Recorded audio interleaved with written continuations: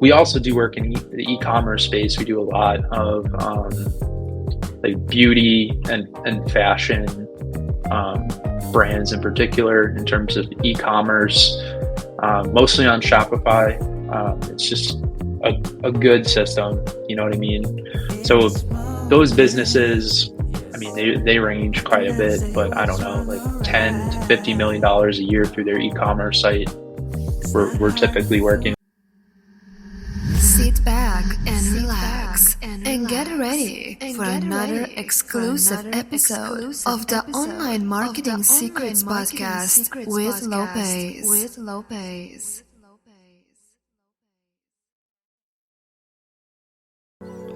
This episode is brought to you by the best AI software online called Goody. That's Goody. Goody will help you create all content for your blogs, websites, newsletters, articles, ads, and even pictures. LinkedIn posts, Twitter, you name it. All you got to do is go to lopezthesane.com/Goody. That's Goody. And the best part about Goody is absolutely free. That's right. It's free for the first 7 days. You can cancel at any time. Goody will help you create all your contents for your blogs and websites online. And it's 100% absolutely free, full access for the first 7 days. All you got to do is go to my website. That's lopezthesane.com/Goody. That's Goody. Or just click the link in the show notes and get started today. Welcome to another episode of the Online Marketing Secrets Podcast. I'm your host, Lopez. So like and share this episode. And P.S. by the way, I would appreciate it if you would leave me a 5-star review on iTunes or anywhere where you listen to the show. And if you need any help with marketing online or promoting your product and services, the easiest way to contact with me is support@kingofcashflowwebsites.com. That's support@kingofcashflowwebsites.com. Perfect. Or just click the link below if you need help with anything online. So with that being said, I have a special treat for you today. I have another special guest with a very similar background as me, getting started online. He started an online business, an online agency 11 years ago, creating websites for businesses with no experience, no money. He was 22 years old, coming straight out of college. Fast forward to this day, he has a team of 60 people in 11 different countries, working with some of the biggest brands on the planet. My special guest today is Jeff Gapinski. Welcome to the show.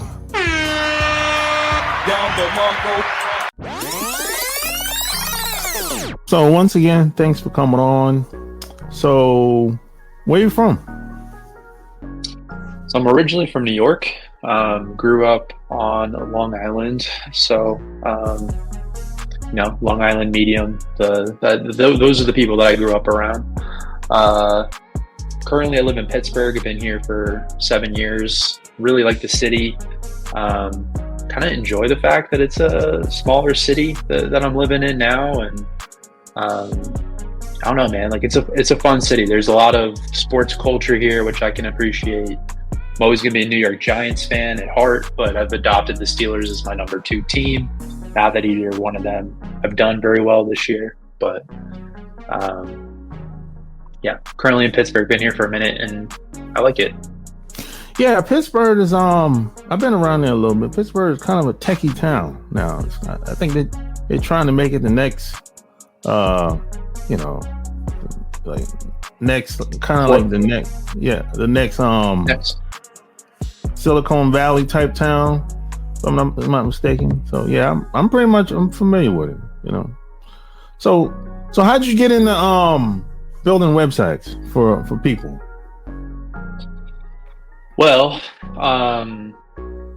my very first go at doing any sort of HTML, CSS goes back maybe 15 years. I was actually kind of cutting my teeth doing stuff, custom MySpace pages for people, believe it or not. There were like local bands that wanted to really jazz up their MySpace page, and I would work with them, charge them like $100 or $150 to customize their page, add their music, switch up the look and feel. So that's where I really got my start. So very different back then, tables and way different animal than it is today. But then from there, it kind of sparked my interest. I ended up going to college for graphic design and digital art, and also continue to learn more and more about front-end development. And yeah, it's been, it was a passion of mine. These days, I don't do a lot of coding. I'm mainly running the business, but still have a passion for websites, always kind of checking out what other people are doing and trying to stay on the top of what's happening out there. But yeah, the very simple beginnings with all that. Yeah, you have a very similar background with me. I started blogging like 15 years ago, and I started doing websites, and things kind of just took off from there, and then I transitioned into advertising. So we have a similar background, but when WordPress came out, I always tell people they changed the game.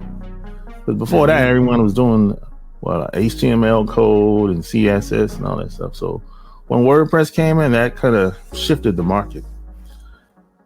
Yeah, I found we were recently, because we're moving offices, I found a flash drive of like work I'd done, like some of my first websites 15 years ago.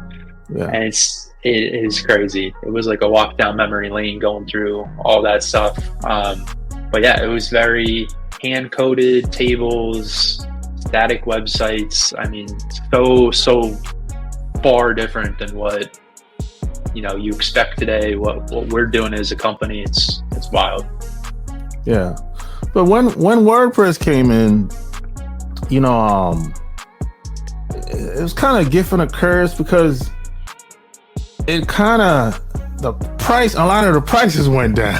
Mm-hmm. So how did you deal with that? Because on one hand, WordPress was easy to configure, it's less cost effective. But on the other hand, a lot of people was like, hey, I'm not paying $5,000, $10,000, $50,000 no more. I can do the same thing with WordPress. So how did you deal with that? So we build a lot on WordPress today, right? Like that's a platform that we build a lot of our sites on, including our site. I think a lot of it has less to do with the platform or the tool, and more to do with the strategy and positioning that needs to happen in order to make the website successful. So I think a lot of the value that we bring comes on that end, in terms of sizing up the businesses, putting together a strategy that aligns with who their target customers are, all the visual design work that's needed to be done. The actual platform part of it is really like the last piece, right? It's like how all those pieces come together, how we make it accessible to the customer so that it's easy for them to manage, their day-to-day as their business expands.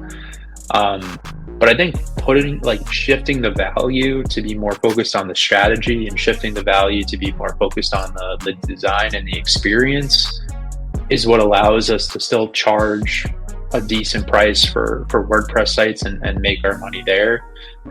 If we were just talking about the technology and trying to fit certain things into certain boxes, then you're absolutely right. Like it from a cost time perspective, it is easier to do that on WordPress than try to do all that stuff yourself by hand.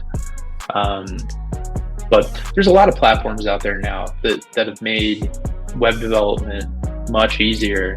Yeah. The accessibility is kind of a double-edged sword to an extent, right? Because you have more ease of publishing now than ever before, but now you have more noise now than ever before, right? Like there's just way more out there. So in order to stand out, in order to be effective, like you really do need a good strategy and you need some good planning in order to execute that. That's more important than ever.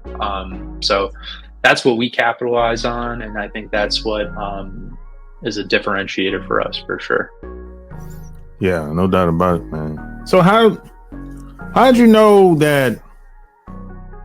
I should say, what gave you the idea that, hey, I'm gonna start a business. I'm gonna take what I know and I'm gonna blow it up. How'd you have the confidence to do that? Because it's not easy.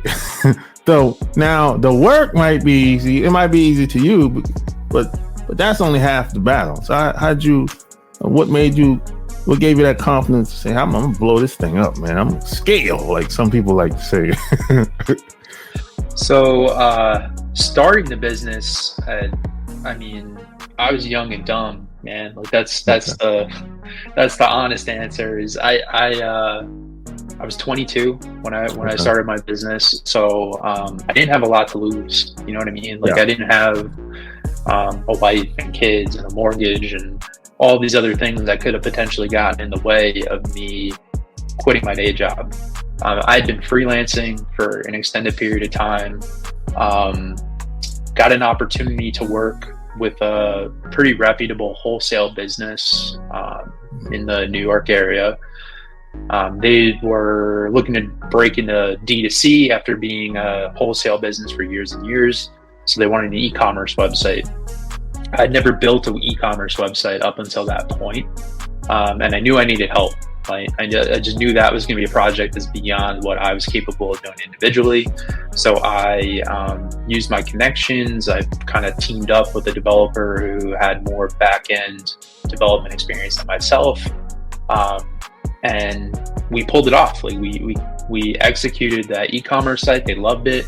Before I knew it, they were just giving us more and more work, not just for web, but all their marketing, collateral, everything, right? So I quickly found myself in a position where I was working my day job 40 hours a week as a graphic designer, and then I was working my side hustle as a freelancer 40 hours a week, and I needed help. So I started to reach out to people.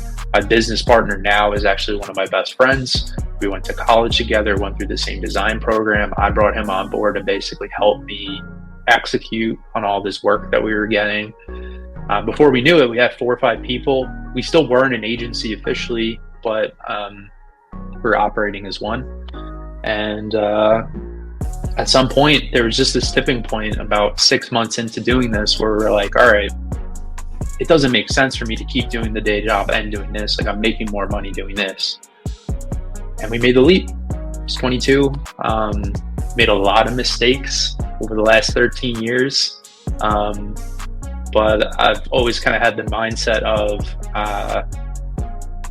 when I make a mistake, it's an opportunity for growth, right? Like, how do I, rather than going, oh, woe is me, I'm so sad that this happened. It's like, no, like, why did this happen? How can we move forward from it? How can we get better? And that mentality, I think, has carried me very far with this business. Confidence to grow it, I think, is just doing what we've been doing for an extended period of time and having people around me that are very talented and very smart and just being confident in the systems and the direction that we have, and just continuing to invest in that. Yeah, man, that's great, man. You know, you're in a good place. You were young, you have less responsibility, and I always tell people, hey, the younger the better, because when you're young, you can take those chances or whatever, but when you get married and you have kids, man, you have to plan more. So yeah, you're in a good place at the time, and you made the best of it, and that's a great thing, man. So what areas do you focus on today? Because you said at the time you wasn't doing e-commerce. So is there certain fields, certain professions you focus on today? Yeah, I mean, so we predominantly work with mid-sized B2B businesses. I would say it's probably like 70% of the companies that we work with. And these are companies that are making anywhere between like $25 and $150 million a year, give or take. We also do work in the e-commerce space. We do a lot of like beauty and fashion brands in particular in terms of e-commerce, mostly on Shopify. It's just a good system, you know what I mean?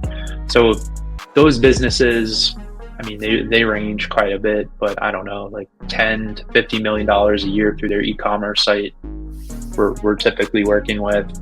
But we're big enough where we're not necessarily niche specific, right? Like we kind of mainly anchor in the WordPress and Shopify platforms, but we'll work with, any business that is willing to invest in their website, sees it as being something valuable, and sees it as, a real opportunity for growth.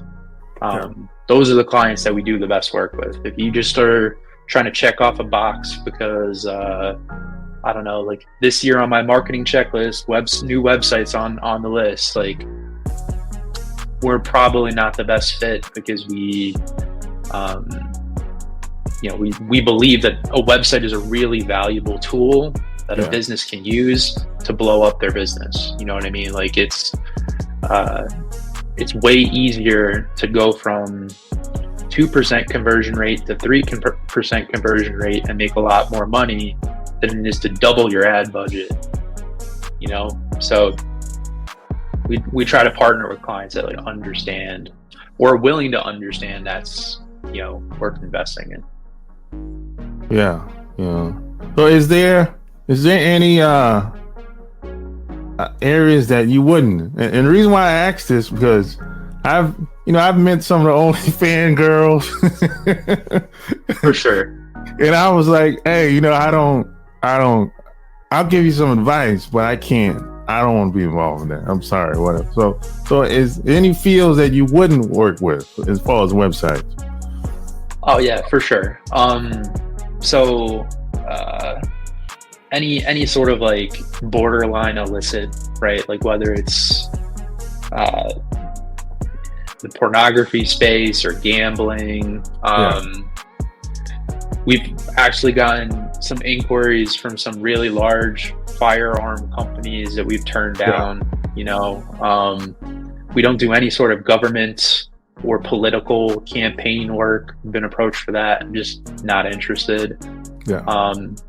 And then no offense if there's any lawyers, dentists listening, but no lawyers and dentists either. They just bad. Maybe I'm sure plenty of great lawyer and dentist clients out there, but the ones we worked with, not great experience, so we won't work with those types of companies.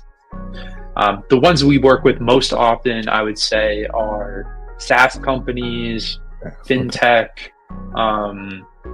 like high ticket B2B services, construction, all tend to be really good matches. We also have been doing a lot more in the education and healthcare space as well. Those tend to be good clients for us. And what about direct sales, like MLM? Nah, Not for us. Okay. I think it also has to do with where our expertise lies. You know what I mean? Like Yeah. those more almost like solo entrepreneur type efforts where it's very funnel driven. Yeah. Is a very different way of approaching web design than That's true. doing it for a corporation. That's true. So that also plays a factor in it too, right? Like we want to play to our strengths in terms of where we know we can make the most impact, and those types of clients are usually not the best fit.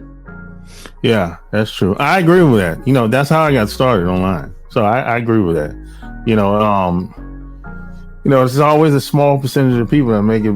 They make the reputation bad for others. Unfortunately, it's like that. So I understand where you're coming from with that. So when you meet people and they approach you, maybe they have a website, or maybe they don't have any website, but they have maybe they have a business that established, or it's on the way to being established, and they say, hey man, I've been doing I've been in business for 5-10 years. I need a website. And what do you tell them to get started? What kind of questions do you ask? So that's a great question. I would say,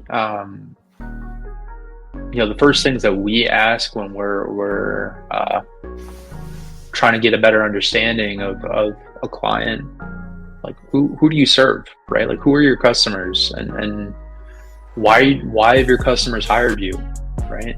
Like you have people, most of the people that we work with, for context, are established businesses, right?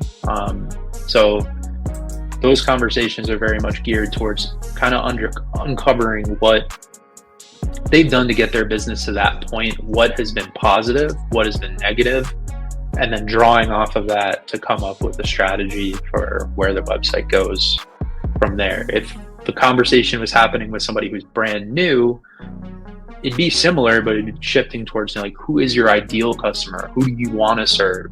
Who do you want to reach?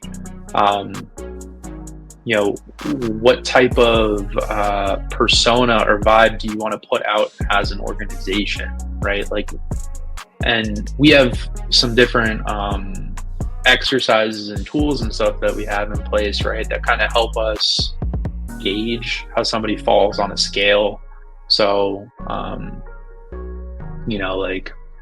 are you traditional or are you cutting edge, right? Like, where do you fall on a scale of 1 to 5 on that? And that kind of helps understand where the positioning is, how the look and feel would be impacted, how the communication verbally on the website would be impacted, things like that. Gotcha. So as far as starting an agency, today is mainly with website building. Do you think it's easier today versus 15 years ago?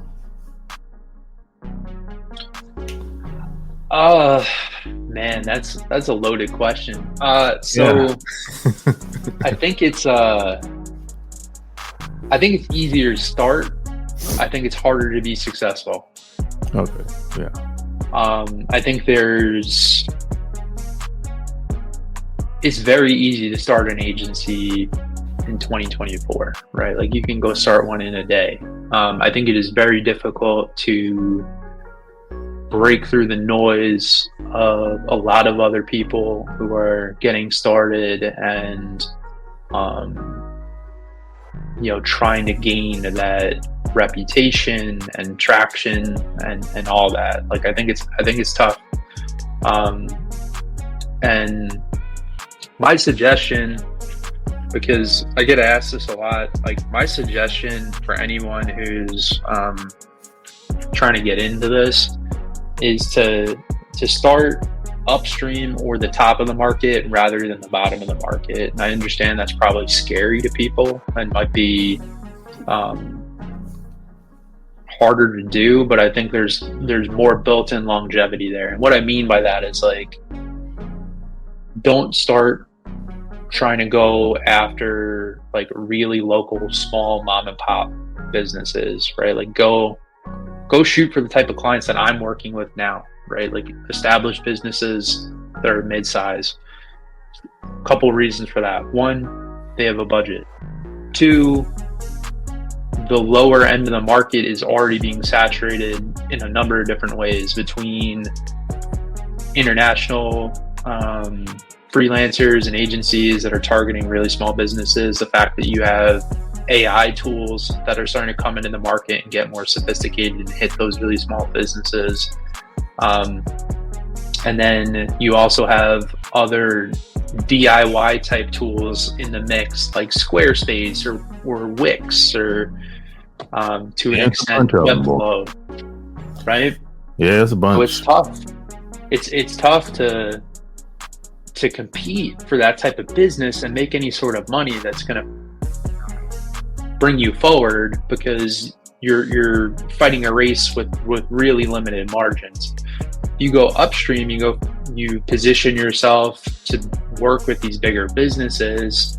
It might take you longer to land your first one, but when you land that business, you're actually going to make some money, and now you can start to gain some traction. And it's way easier to go top down if you are like from a positioning standpoint, right? Like if you start working with really small businesses, it's going to be really difficult to go to one of those larger businesses with that small business profile or portfolio and sell them that you can handle their stuff. But if you are going from the reverse direction, you're starting off with a bigger business, you can then easily sell a small business that you're worth going with, and that'll also become a differentiator for you with all the other companies that might be also targeting small businesses. So